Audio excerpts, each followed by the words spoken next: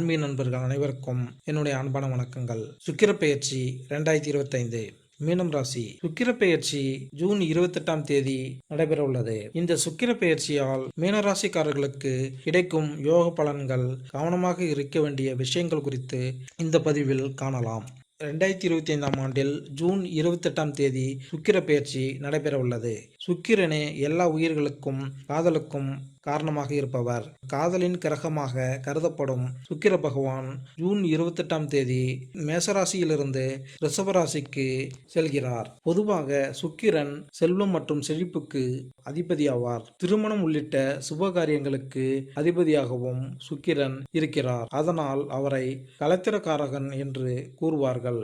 வண்டி வாகனம், தொழில், கூட்டாளிகள் உள்ளிட்ட சுக வாழ்க்கைக்கும் சுக்கிரன் முக்கியமானவர். நவக்கிரகங்களில் சுக்கிரனை அசுரன் என்று அழைப்பார்கள்.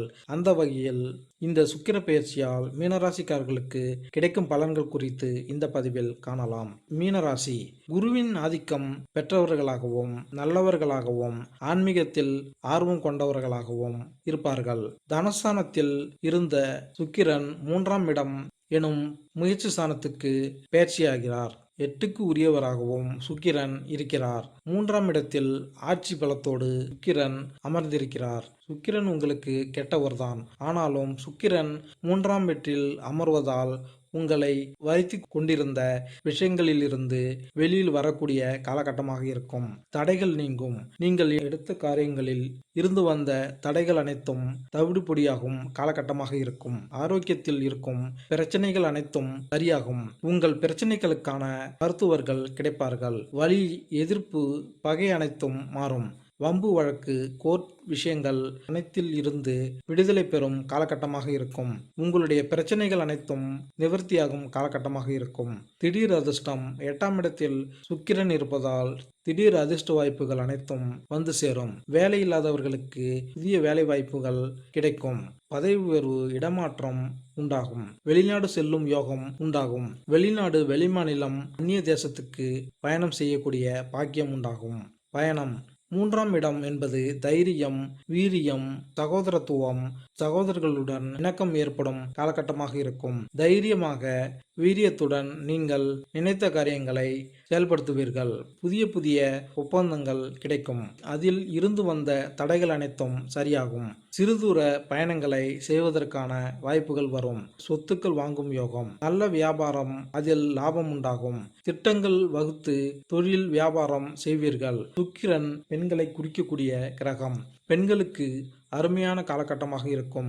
சொகுசான வாழ்க்கை வாழ்வது, குடும்பத்துக்கு தேவையானவற்றை செய்வது, குடும்பத்துக்கு தேவையான பொருட்களை வாங்குவது, வீடு வாங்குவது, வீட்டை அழகுபடுத்துவது, நிலம் வாங்குவது போன்றவை உண்டாகும். புதிய வாகனங்கள், பழைய வாகனங்களை மாற்றும் யோகம் உண்டாகும். கடன் கிடைக்கும். ஜூன் 29 முதல் ஜூன் மாதம் 8ஆம் தேதி வரை சூரியனின் நட்சத்திரத்தில் சுக்கிரன் பயணிப்பதால் கேட்கும் இடங்களிலெல்லாம் கடன் கிடைக்கும். கடன் சார்ந்த விஷயங்களில் எதிர்ப்புகளை சமாளிப்பீர்கள். வேலையில்லாதவர்களுக்கு வேலை கிடைக்கும். வேலை சார்ந்த வேலைகளுக்கான தேர்வுகளை எழுதும் யோகம் உண்டாகும். தந்தையை பற்றி சிந்திப்பீர்கள். தந்தையின் ஆரோக்கியத்தில் இருந்து வந்த பிரச்சனைகளை தீர்க்கும் காலகட்டமாக இருக்கும். பாக்கியம். ஜூலை 8 முதல் 25ஆம் தேதி வரை சந்திரனின் நட்சத்திரத்தில் பயணிப்பதால் குழந்தைகள் நலம், படிப்பு, வேலை, வெளிநாட்டில் படிக்கும் அமைப்பு, பூர்வீகம் சார்ந்த விஷயங்கள், காதல் அமைப்பு பற்றிய சிந்தனைகள் ஏற்படும். ஜூலை 20 முதல் 25ஆம் தேதி செவ்வாயின் நட்சத்திரத்தில் பயணிப்பதால் நல்ல பாக்கியங்கள் கிடைக்கும். அனுகூலம். தனப்பாக்கியம் உண்டாகும். தொழிலில் மேன்மை ஏற்படும். தொழிலில் அபிவிருத்தி செய்வீர்கள். பட்டம், புகழ், பதவி கிடைக்கும். பணத்தை பற்றிய சிந்தனைகள், குடும்பத்தை பற்றிய எண்ணம் ஏற்படும்.